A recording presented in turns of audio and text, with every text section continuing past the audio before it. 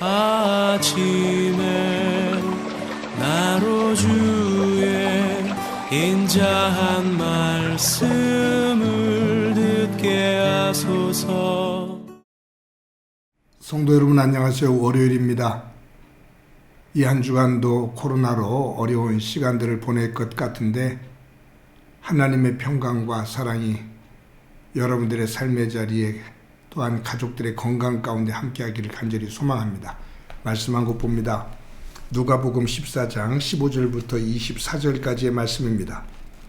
함께 먹는 사람 중에 하나가 이 말을 듣고 이르되 무릇 하나님의 나라에서 떡을 먹는 자는 복되도다 하니 이르시되 어떤 사람이 큰 잔치를 베풀고 많은 사람을 청하였더니 잔치할 시각에 그 청하였던 자들에게 종을 보내어 이르되 오소서 모든 것이 준비되었나이다 하며 다 일치하게 사양하여 한 사람은 이르되 나는 밭을 샀음에 아무래도 나가 보아야 하겠으니 청컨대 나를 양해하도록 하라 하고 또 한 사람은 이르되 나는 소 5켤레를 샀음에 시험하러 가니 청컨대 나를 양해하도록 하라 하고 또 한 사람은 이르되 나는 장가 들었으니 그러므로 가지 못하겠노라 하는지라. 종이 돌아와 주인에게 그대로 고하니 이에 집 주인이 노하여 그 종에게 이르되 빨리 시내 거리와 골목으로 나가서 가난한 자들과 몸 불편한 자들과 맹인들과 저는 자들을 데려오라 하니 종이 이르되 주인이여 명하신 대로 하였을 때 아직도 자리가 있나이다. 주인이 종에게 이르되 길과 산 울타리가로 나가서 사람을 강권하여 데려다가 내 집을 채우라.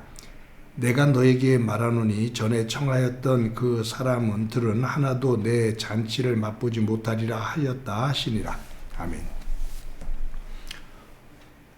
어느 광산촌에서 사람들이 금을 캤습니다. 금을 캐고 이제 금을 캔 그 금을 가지고 도시로 돌아오게 됩니다. 근데 도시로 돌아올 때 바다를 건너게 돼요. 그래서 이 금광 주인인 사람 또 그리고 광부들 그리고 함께 일했던 사람들이 큰 배를 타고 이제 바다를 건너 도시로 건너오게 됩니다. 근데 바다에서 큰 풍랑을 만나요. 배가 파손되게 됩니다. 그때 배에 탔던 사람들이 구조보트를 내려요. 그리고 모든 것들을 포기하고 바다로 뛰어듭니다. 어떤 사람은 판자를 잡고 그 보트로 헤엄쳐서 보트 위에 올라요. 근데 그 중에 한 사람, 이 금광 주인이 자기가 소유하게 되니 많은 금을 놓고 간다는 것이 너무 억울한 거예요. 그래서 그는 가지고 갈 수 있을 만큼 가져가겠다고 주머니에 금을 잔뜩 넣습니다. 그리고 목에 그리고 발에 그 금을 주렁주렁 매달아요. 그리고 바다에 뛰어듭니다. 보트가 있는데 보트 쪽으로 헤엄을 쳐서 가려고 하는데 금무게 때문에 도저히 헤엄을 칠 수가 없어요. 자꾸 몸이 가라앉습니다. 결국은 물에 빠져 죽게 됩니다. 금에 대한 집착, 금에 대한 애착이 죽음으로 몰아간 겁니다. 사람은 살면서 누군가 또 무언가를 사랑하면서 살게 됩니다. 사람이나 또한 무엇을 사랑하며 살면 그것이 아름다운 사랑이 되어지면 그 삶을 풍요롭게 만들고 그 안에 즐거움이 있습니다. 그런데 이 사랑이 도를 넘어 집착이 되거나 애착이 되어지면 이것은 병적이 됩니다. 사랑을 할 때는 이 관계가 질서가 있거든요. 사람이 됐든 물건이 됐든 그것이 무엇이 됐든 사랑을 하면 조화를 이루게 됩니다. 그런데 이 집착과 애착은 조화가 아니라 그것 하나에 매여 사는 거예요. 집착이나 애착이라는 것이 붙들려 매여 있는 거거든요. 그것이 없으면 내가 될 수가 없는 거예요. 미성숙해지는 거죠. 그것이 없으면 내가 될 수 없는 것. 그것은 도리어 그것에 내가 매여 있는 그것이 나보다 더 소중한 그런 모습이 되어지기 때문입니다. 그것이 우리의 삶의 자리에 종종 있죠. 어떨 때는 그것이 자녀가 될 수도 있고요. 어떨 때는 그것이 내가 좋아하는 취미가 될 수도 있고요. 어떤 소유 그 자체도 될 수가 있습니다. 예수님은 오늘 비유 말씀에서 한 사람이 많은 사람들을 집에 초대를 했어요. 근데 이 초대를 받은 사람들이 모두가 다 거절을 하는 겁니다. 왜냐하면 그 사람들이 이 잔치보다 더 소중하게 여기는 것들을 가지고 있다 그 말이에요.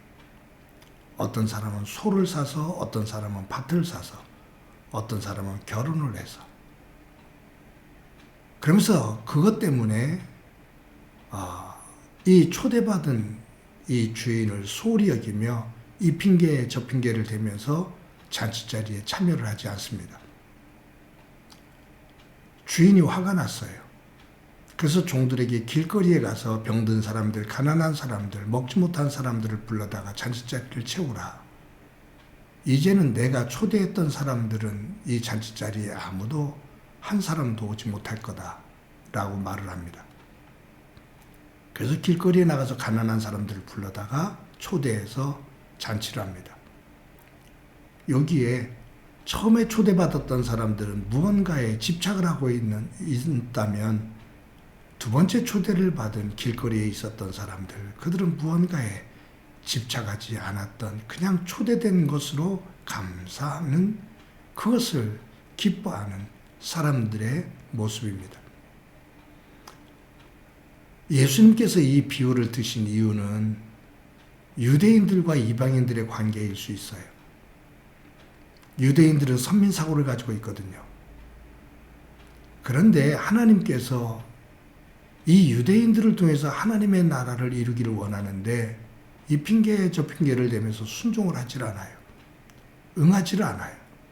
도리어 자신들이 가지고 있는 선민사상 그건데 집착을 해서 도리어 하나님의 뜻을 반합니다. 그때 하나님께서 그들을 한쪽으로 비키게 하고 가난하고 병든 이방인들을 불러서 구원의 자리에 세웁니다. 사랑하는 성도 여러분,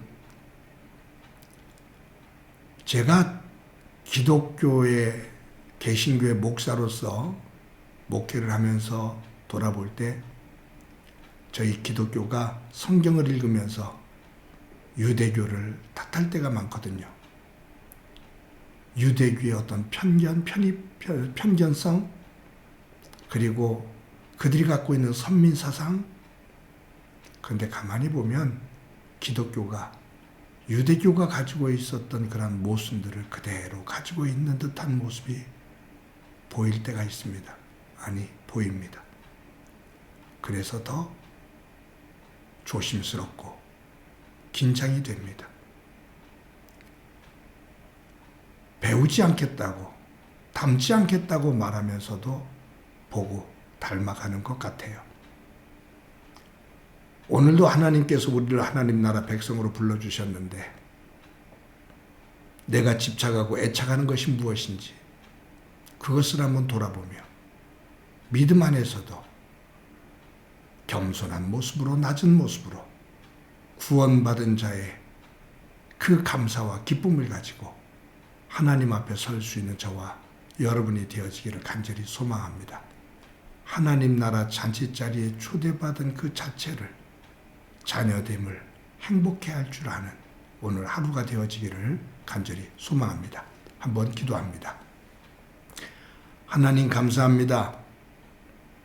하나님 나라 백성, 하나님의 자녀가 되어진 것, 이것을 감사하며 기뻐하되 우월의식 속에서 다른 사람들을 저주하거나 다른 사람들을 멀리하며 나의 우월성을 드러내는 어리석음이 없도록 은총 베풀어 주옵소서.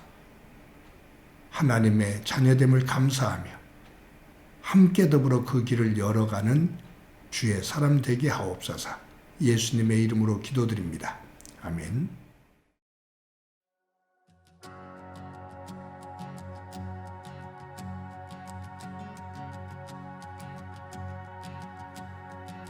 자격 없는 날 왕께서 반기시네.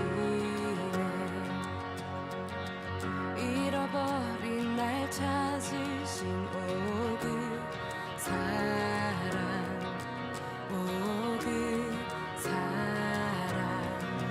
독생자 예수 자유케 하네.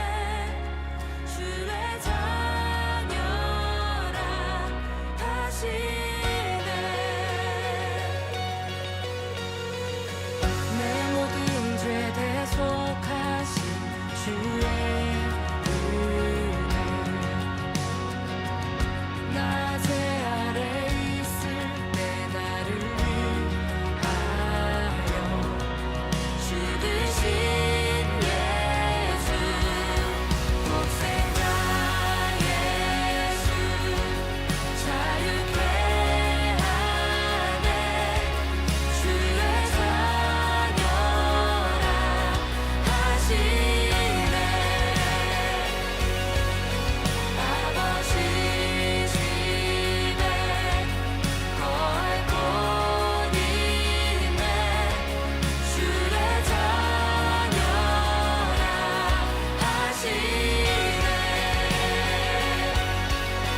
택하시고 지키시며 날 자녀라 하시네. 그의 소유 삼으시고 날 자녀라 하시네. 택하시고 지키시며 날 자녀라 하시네. 그의 소유 삼으시고 날 자녀라 하시네. 날 자녀라 하시네. 독생자 예수 자유케 하네. 주의 자녀라 하시네. 아버지 집에 거할 곳 있네. 주의 자녀라 하시네. 아버지 집에 거할 곳 있네. 주의 자녀라 하시네.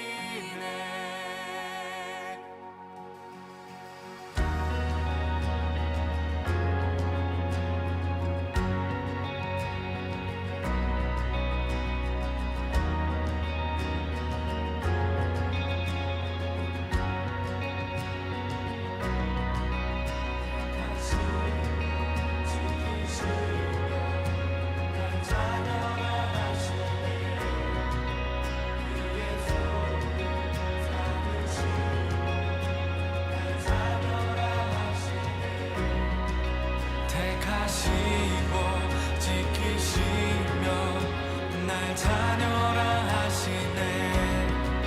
그의 소유 삼으시고 날 자녀라 하시네. 택하시고 지키시며